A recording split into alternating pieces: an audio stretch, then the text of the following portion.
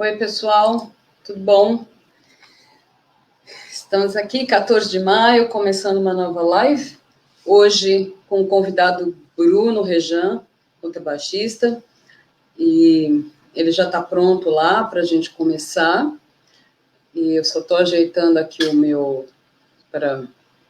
Facebook para ver vocês.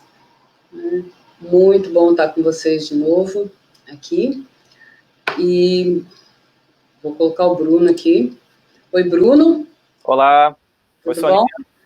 Olá, pessoal. Quem estiver aí assistindo também. Boa tarde. Então, pessoal, aqui, Bruno Rejan, eu tenho o prazer e a honra de apresentar o Bruno Rejan, que já foi, há muito, muito tempo atrás, aluno da IMAC, da Escola de Música da UFG, na graduação, no mestrado. Eu tive a honra de orientar o trabalho de mestrado dele. Eu digo a honra porque eu sempre aprendo muito com o Bruno, sempre, né? Porque ele lida com a área de música popular, que não é a minha especialidade, mas, além de tudo, ele lida com contrabaixo, que é a minha especialidade, e ainda assim eu aprendo muito com ele. Então, agora, nesse momento, eu tenho como o mais novo concursado da Escola de Música e Artes Cênicas, vai ser meu parceiro, já está nos trâmites de contratação para a área de música popular, contrabaixo popular, é o mais novo professor da Escola de Música e Artes Cênicas, e agora, finalmente, eu vou ter um parceiro para trabalhar junto também, né? Não só estudar junto, tocar junto, mas a gente vai trabalhar junto, vai ser muito bom. Então, sem mais, eu deixo vocês com Bruno Rejan. Coisa boa. Obrigado, Soninha. Poxa, é uma honra para mim estar aqui, né, nesse bate-papo com você. A gente faz tanto disso, né? Eu e você, né? Por telefone, por Skype. Aliás, eu aprendi a usar o StreamYard por sua causa. Né? É verdade, né? Rolou um tutorial, né? Rolou tutorial, claro. Pois é, mas eu tava pensando, poxa, eu vou começar falando um pouco de como que foi minha relação com o contrabaixo e com a Sônia, né? Como que a gente se conheceu, como foi esse processo, né? Então, eu pensei em falar para as pessoas que estão aqui assistindo a gente, que não me conhecem tão bem, talvez.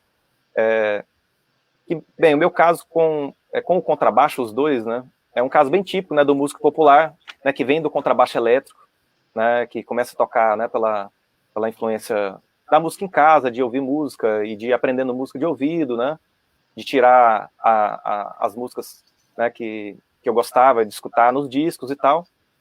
E depois eu fui ter acesso ao contrabaixo acústico, depois eu fui, né, conhecer esse instrumento que já faz parte também da minha vida, instrumento maravilhoso, e fui também conhecer a Sônia. Né? Então, como a Sônia mesmo já comentou um pouco aí, eu tive esse processo, né, de ser aluno, né, na graduação de educação musical, e foi nesse momento que eu tive acesso, né, ao contrabaixo e vi de perto, né, a primeira vez um contrabaixo acústico, e toquei, e falei, nossa, que instrumento diferente, né? Pô, parece com baixo elétrico, mas não parece ao mesmo tempo, né? E aí a gente começou a fazer algumas aulas, e daí para frente começa a minha história mais de pertinho, né, com contrabaixo acústico, e também com a Sônia. Tanto nesse processo de ensino-aprendizagem, né, como nessa convivência bacana que a gente sempre teve. Então, hoje a gente escolheu, né, falar para vocês um pouco sobre essa relação, né, desses dois instrumentos, né, e que eu acho que é um pouco da relação que eu posso trazer para vocês, né, do que na performance musical eu consigo visualizar, né, ao transitar, né, ao transitar entre, né, o contrabaixo acústico e o contrabaixo elétrico, né. Então, bem, a gente vai, né, acho que eu vou falar um pouquinho aqui, mas você também fica livre, Soninha, para quando você quiser, né, falar aí ou citar alguma coisa e tal, tá? Não me deixe tagarelar sozinho, não. Não, a casa é sua, você começa e aí a gente... Então tá bom. E bem, na verdade, assim, eu acho que uma coisa que eu sempre vejo, né, a Sônia falar, e que sempre foi uma escola para mim, né, esse lugar da discussão, né, da discussão enquanto possibilidade, né, da discussão enquanto perspectiva, né, e discutir, né, aspectos da performance ao contrabaixo acústico e elétrico, você ampliar, né, você abrir seu leque de, nossa, eu posso ir para cá, mas eu também posso ir para esse lugar. Eu tenho dificuldade nesse lugar, mas se eu observar, eu tenho uma perspectiva para ir por esse lugar, mesmo que o fulano ou ciclano está indo por esse, né? Então, eu acho sempre bacana fazer esse tipo de discussão por causa disso. Então, o que eu vou fazer e trazer um pouco para vocês não é nada mais do que uma discussão, não é um caminho fechado, né? Não é, olha, esse assim que funciona no baixo elétrico, assim que funciona no acústico. Exatamente o contrário, né? A minha relação com esses dois instrumentos, né? E com a academia, com a performance musical, né? Com a pesquisa em performance musical, me ajudou a ampliar essas discussões, essas possibilidades. De modo que hoje, né? Assim, no meu trabalho como professor, como performer, né, eu sempre me permito fazer essas perguntas para mim mesmo, que eu vou trazer para vocês, né, agora. E bem, uma das coisas que eu acho que no universo do baixo elétrico e do baixo acústico é super peculiar, todo mundo, sempre o baixista fica, né, na dúvida, né, de como resolver, é a digitação. Né? Então a digitação sempre é um dilema para o baixista, né, porque a gente às vezes fica preocupado em, eu preciso afinar, né. Então, quero encontrar uma digitação que me ajude a afinar. Isso no caso do baixo acústico, né? Ou, nossa, eu preciso tocar isso muito rápido. Então eu preciso de uma digitação que eu mude pouco de posição, né? Isso mesmo no baixo elétrico também a gente faz essas, né? Quando eu estou tocando baixo elétrico, eu também faço essas escolhas. E eu vou tocar um trechinho de uma música, que ela é uma música um pouco complexa, tecnicamente falando, em termos de uso de escalas também. É uma música do Charlie Parker, Donna Lee, é uma música que teve uma regravação do Jaco Pastorius, ela ficou emblemática. E também tem uma regravação do Nils Peterson, né, um Yop, né, gravando ela com baixo acústico junto com Joey Pass, né, numa versão altamente técnica, né, andamento muito rápido, né, e ele é um cara que tem uma técnica, né, super, né, toca com 3 dedos também. Então a gente tem essas duas linhas, né, de visão, né, essa versão do Jaco no baixo elétrico e essa versão do Nils Peterson, né, no baixo acústico. Mas eu vou comentar com vocês um pouco sobre a digitação dela. Vou tocar um pouquinho ela no elétrico para demonstrar um pouco de como que eu solucionei, né, digamos assim, a digitação para que fosse funcional, para que eu gostasse do som, né? Isso no baixo elétrico. Tá chegando o som aí? Tá, beleza. Ok, deixa eu ver se eu tô aparecendo. Tô. De vez em quando eu vou olhar aqui pro lado para eu conferir. Beleza. Não, tá ok, eu tô checando aqui, vai. Tá, então essa melodia, ela acontece, ela, na tonalidade, a música tá em Lá bemol, né? Então ela acontece no baixo elétrico bem aqui. Vou tocar uma vez agora ela bem lentinho. Vou ficar só dentro dessa primeira frase, vamos chamar assim, né?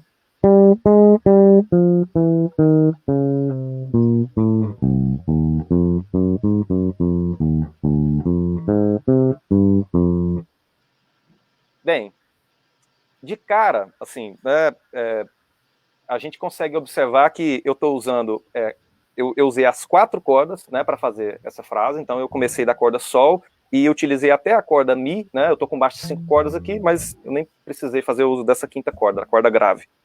E eu também usei uma digitação aqui, que ela é um pouco mais comum na guitarra, mas também no baixo elétrico, né? Que é uma digitação que a gente abre os dedos, né? E toca 3 notas por corda, ou 3 notas espaçadas entre um tom, né? Cada uma. E que é uma digitação, eu acho que muito pouco comum para a gente aplicar isso no baixo acústico, né? Mas para o baixo elétrico, isso me permite não sair dessa posição, né? Então, a minha opção de manter a digitação toda nesse lugar e fazer todo esse trânsito, né? E desenvolver todo esse trânsito aqui das notas nesse lugar, me possibilita tocar isso talvez com mais agilidade, né?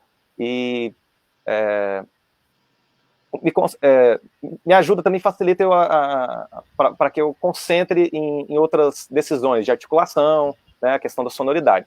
Tem um outro aspecto Bruno, também. só antes que fique muito longe, de falar que quando você falou que a gravação que você mencionou, se usa 3 dedos, deixar claro que a digitação da mão direita, sim, né? Você está falando de digitação o tempo todo da mão esquerda, mas quando você fala 3 dedos, é a técnica de digitação da mão técnica do Pitts, exatamente. Bem lembrado, Soninha, obrigado. Então, exatamente, quando a gente está falando de digitação e o foco é a digitação da mão esquerda, né, por enquanto, tá? Então, a gente, no baixo elétrico, eu tenho essa possibilidade de execução um pouco mais facilitada, de tocar 3 notas, né, na mesma corda e na mesma posição, né, sem eu ter que mudar a mão. Outra coisa também é que aqui nesse instrumento, eu não preciso ficar preocupado com afinação, né, não preciso ter essa preocupação, a não ser se eu estiver tocando muito forte, puxar, né, a corda um pouco para baixo, isso, mas tipo, não é uma preocupação que geralmente o baixista que toca baixo elétrico tem, né? E no baixo acústico, vou tocar isso rapidinho, só para a gente fazer a comparação, para vocês verem como que a digitação fica no baixo acústico. Eu saí aqui que eu tô meio amarrado aqui, viu? Mas vai dar tudo certo. No baixo acústico, você quer dizer, né? No seu baixo acústico, não, ele já tem meu como é que fala? Já tem meu CPF nele. Esse instrumento era meu, gente. Eu morro de ciúmes. O Bruno já comprou esse instrumento há uns 5 ou 6 anos de mim. Eu continuo achando que é meu. Tá chegando aí, Soninha? Tá. Ok. Certo. E o que acontece aqui é que essa digitação, ela acontece, a sua maior parte, em uma corda apenas, né? Eu tenho isso.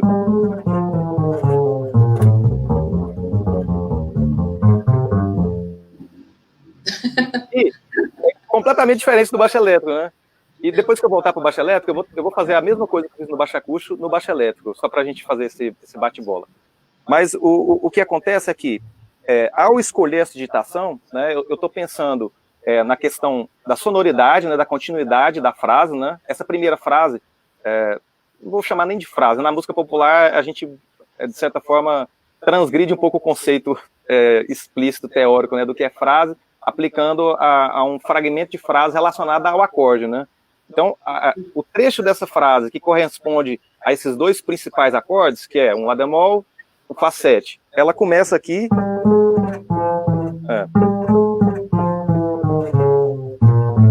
e vai até aqui.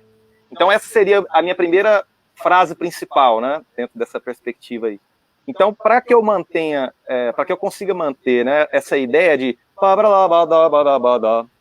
Então, é mais fácil, né, digamos assim, ou eu consigo ter um melhor resultado, né, tocando isso na mesma corda.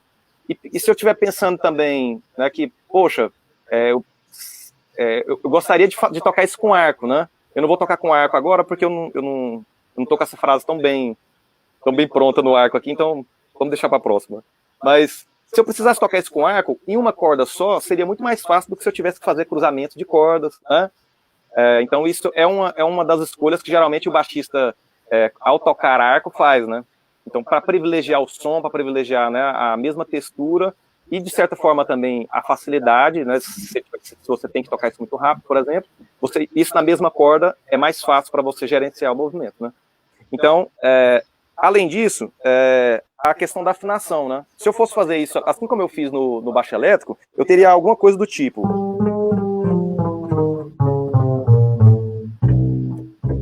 Esse dó aqui, ele já vai sair da forma, né, já vai sair da posição de onde eu vinha tocando, né? Então eu vou ter que adaptar a minha digitação inteira. Então talvez eu teria que tocar...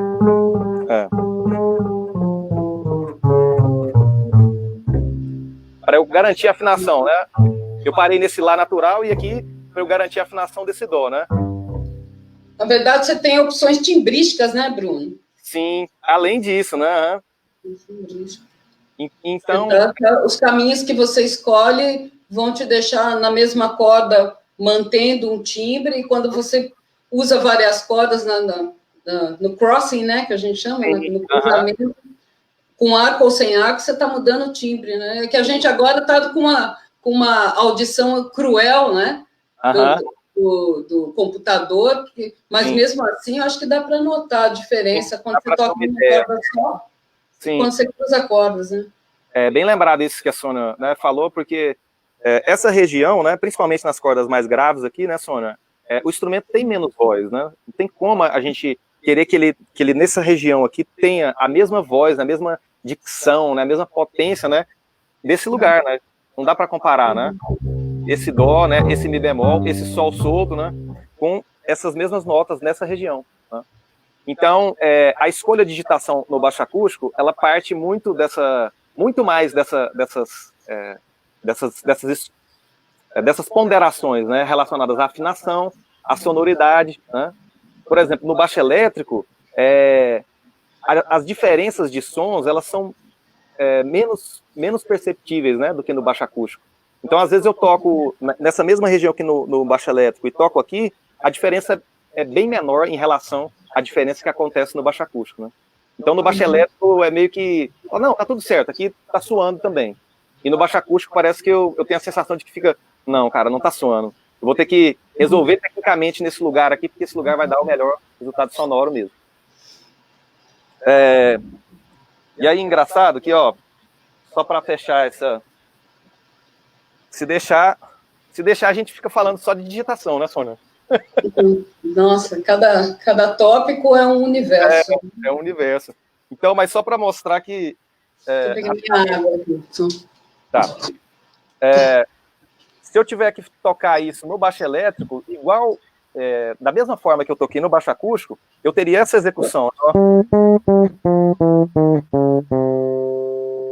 Deixa eu chegar para cá para mostrar isso. O seu baixo está quase saindo do... Isso é uma escolha, tipo, muito pouco usual, né, para um baixista que toca baixo elétrico, né? Raramente ele vai pensar nisso, né? Mesmo que a sonoridade te dê mais clareza, né? É uma escolha que dificilmente um baixista elétrico vai ter, pensando assim, nossa, o som, ele tá com uma ideia de homogeneidade maior, né? Que eu consigo aproveitar mais opções de articulação. Por outro lado... Você pode compensar isso com o sistema de amplificação, né? Sim, aham. Se é uma região que o seu instrumento não está falando tão bem, você observa que ele não tem tanta voz ali, você compensa com o médio, né?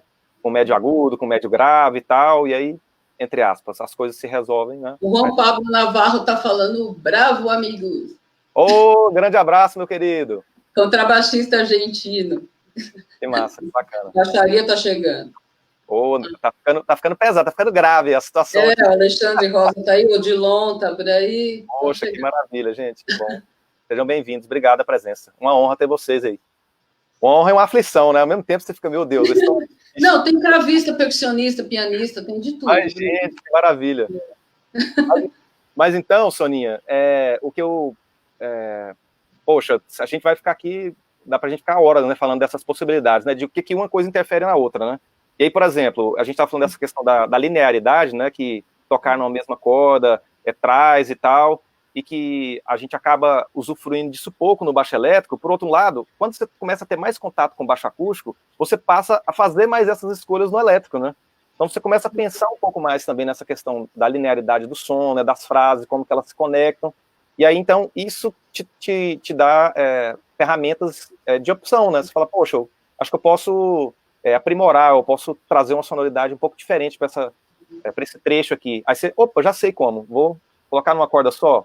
Então você aumenta as suas possibilidades de não só ficar, tipo, esse shape aqui, eu resolvo tudo, né? Mesmo porque, como você mesmo falou, se a sua opção for usar a sonoridade do arco, por uma questão timbrística, esse shape vai acabar com a sua tranquilidade no arco. Total. Porque você vai ter que lidar com a mudança das cordas e com os timbres, de forma que você não vai equilibrar na amplificação. Né? Porque o som do arco amplificado é um outro universo. Né? Tem isso. Sim. E bem, a gente acaba entrando um pouco nessa questão da verticalidade, da horizontalidade, né, do nosso instrumento, que também eu acho que é um outro dilema, né, né, tipo, eu acho que o baixo elétrico, né, ele acaba sendo mais vertical, né, a gente acaba vendo ele mais assim, né, as notas dessa forma, né, e o baixo acústico horizontal, na perspectiva do elétrico, né, porque se ele tá assim, na verdade, ele seria vertical, né, mas na perspectiva do elétrico, a gente vê o baixo acústico sempre assim, com essa linha, né? E aí é muito bacana quando você finalmente consegue cruzar os dois, né, em parceria, e aí você começa a observar o baixo acústico de forma mais vertical, né, nessa perspectiva aqui, e o baixo elétrico mais horizontal, né? Então, para algumas soluções de digitação, por exemplo, tocar mais vertical no acústico pode te dar mais facilidade no pitch, por exemplo, quando você precisa tocar uma coisa muito rápida e você não quer mudar tanto de posição, né? Então você consegue resolver tudo aqui tocando verticalmente, né? Você e as coisas muito lentas, Bruno, também elas invertem um pouco, né? No acústico, você consegue, com o arco, trabalhar uma melodia de 3 notas, 2 notas, com uma riqueza de sustentação que você não tem essa opção. Sim, totalmente. Foi bom você falar disso, que a próxima coisa que eu queria falar era um pouco sobre interpretação. Eu vou tocar um trechinho... Bora, que já passaram 20 minutos. Gente do céu, meu Deus. Então, eu vou falar um pouquinho sobre interpretação, porque senão daqui a pouco, quando vier, 4 horas, né? Uma coisa bacana que eu acho dessa relação do acústico e do elétrico, que você mencionou, é essa questão do arco, né? Então, o arco, ele traz muitas opções de interpretação, né? Você pegar uma nota, trazer ela do mínimo, do pianíssimo, e em curto espaço de tempo você levá-la para um fortíssimo, né? E é como se você tivesse um atraso, né? E a gente não tem essa opção aqui no elétrico, a não ser que eu faça isso aqui, ó. Que, né, é um truque, né? Mas assim, de longe não parece. Mas faz no acústico, faz isso no acústico. Aí, tipo, o que eu tô fazendo aqui é brincando com o volume, né? Eu só toquei com a mão esquerda. Inclusive, tem um disco que eu gravei que eu coloquei isso, assim, no início da música. Aí tem umas linhas, tipo...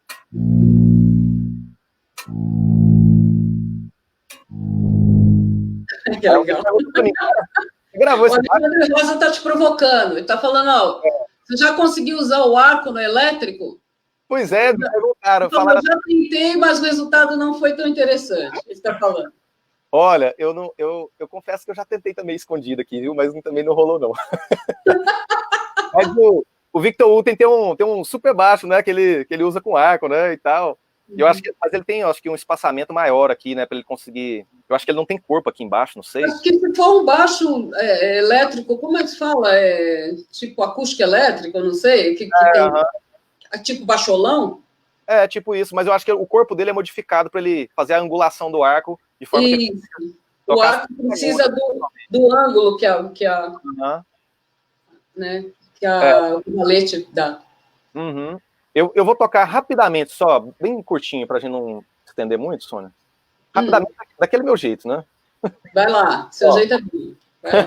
Vou tocar um trechinho de uma melodia que é simples, vocês conhecem, só o iniciozinho dela, Insensatez, do Tom Jobim. Vou tocar no baixo elétrico, vamos supor assim, que eu nunca toquei baixo acústico, e aí eu vou tocar pela primeira vez essa melodia no baixo elétrico. Eu vou tocar mais ou menos como eu tocaria há, sei lá, uns 10, 15 anos atrás.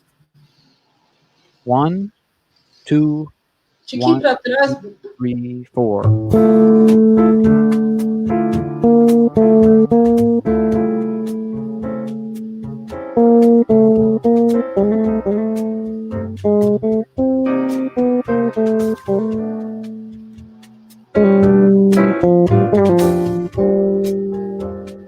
Ok. Eu fiz algumas coisas propositais aqui para trazer isso para discussão. Uma das coisas eu toquei a melodia, né, com pitch, né, com as notas todas mais atacadinhas, né, com a preocupação em definir bem o ritmo, né, as síncopes e tal, e usei algumas articulações que são muito próprias, e que vêm muito da guitarra, né. As articulações de interpretação no baixo, elas importam muitas coisas da guitarra, né, principalmente do blues, do soul, e eu escuto muito isso às vezes, os baixistas elétricos, né, baixistas que tocam baixo elétrico, né, eu fazia isso também, tocam às vezes, tipo, tá tocando uma bossa e você traz essa articulação, porque você pensa, poxa, é uma articulação que é própria do instrumento, aí você foge às vezes um pouco do estilo, porque na sua cabeça, tipo, não, tocar uma melodia simples é fazer isso. E às vezes você tinha outros recursos, né, que você poderia utilizar, né, fazendo essa mesma relação de importação, mas importando de outros, e por exemplo, do próprio baixo, né, do baixo acústico. Eu vou tocar um trechinho dela com arco agora, no baixo acústico. Oba!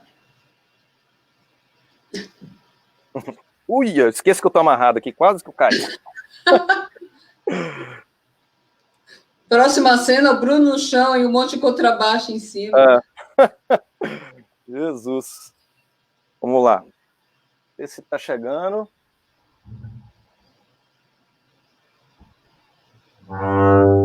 Beleza.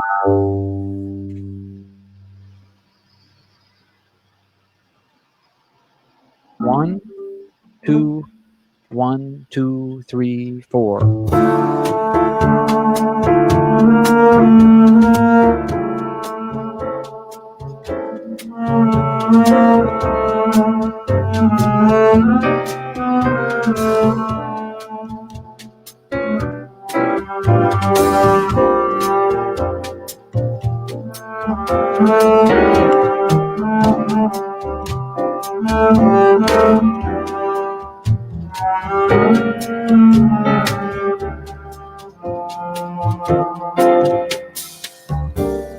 Ok. Então, a gente já escuta e pensa assim, como é que você vai reproduzir isso no baixo elétrico, né? Te vira agora, né? Te vira, né? Impossível, né? Só que assim, uma coisa que para mim mudou muito depois que eu comecei a acessar o baixo acústico e a experimentar sonoridades e possibilidades de interpretação, foi pensar a forma como eu tocava ritmicamente, a forma como eu tocava as dinâmicas no baixo elétrico, né? Porque às vezes a gente está tão preocupado com o shape no baixo elétrico, com a nota, ou com essas nuances, com essas articulações meio guitarrísticas, né? Que a gente perde a oportunidade de acessar outras coisas que são às vezes, mais simples, né? Por exemplo, eu posso tocar essa melodia e simular esse atraso, né, que o arco faz.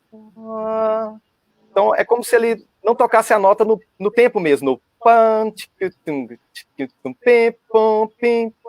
é como se a nota tivesse pam, como se ele estivesse puxando para trás a melodia, né? Então eu posso usar esse recurso, né, no baixo elétrico, né? E vai dar um efeito interessante também. Além das dinâmicas, né? Eu vou tentar fazer os dois. Vou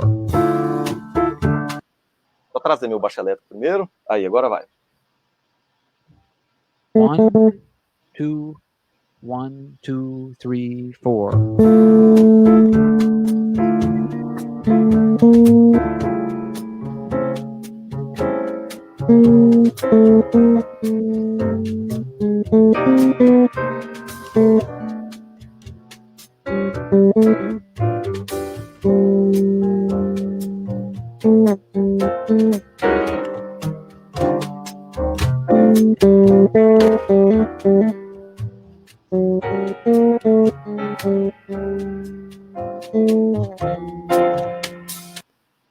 Então, o que eu tentei fazer aqui foi, né, tipo, trazer a sonoridade do arco, né, e imaginar como que isso poderia ser replicado com pitch, né, no baixo elétrico. Então, a minha cabeça era como se ela estivesse pensando. E que é mais uma opção de interpretação mesmo, né, Bruno? Que se você fizer o tempo inteiro assim, vai acabar ficando uma sensação de cansaço, de atraso. Mas se essa for uma variedade, vai trazer uma novidade. Né? Uma novidade, uma riqueza para o trecho, né? Então, ó, eu tinha preparado mais algumas coisas para falar, Sonia, mas acho que o nosso tempo já está... A gente, para variar, vai ter que ter um convidado de novo, né? Nunca dá tempo. O convidado que vem aqui fala, mas já acabou, gente, 30 minutos, né? Então, vai ter que ter de novo. Eu acho bom, porque a quarentena não vai acabar tão cedo, né? Então... Parte 2, né? Vamos fazer a parte 2 desse aqui. Bruno Rejan, parte 2. Bonzão. Bom, já tá prontinho, ó. Oh!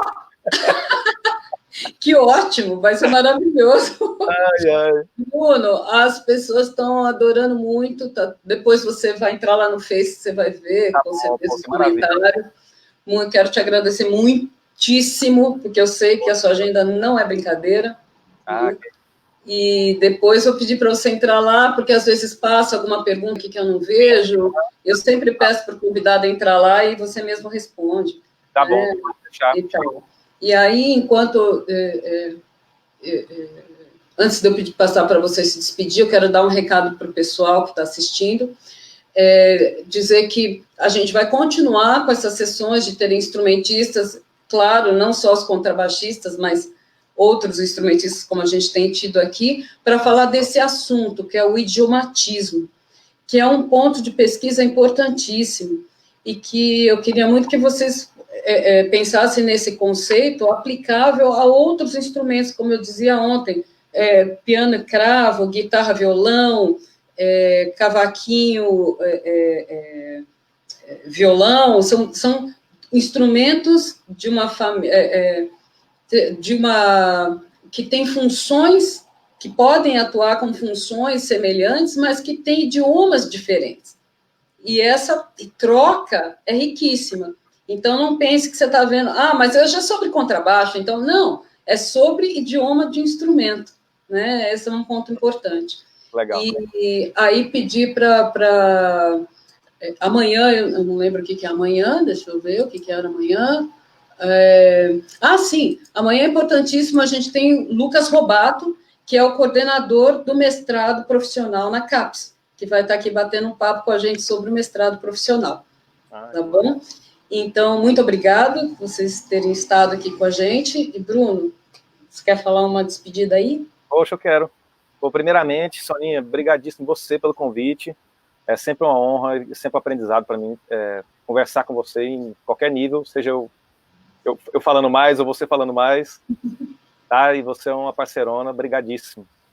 E agora você vai ter que me aguentar agora lá no UFG, viu? Não, pode deixar, eu já tenho uma lista de trabalho.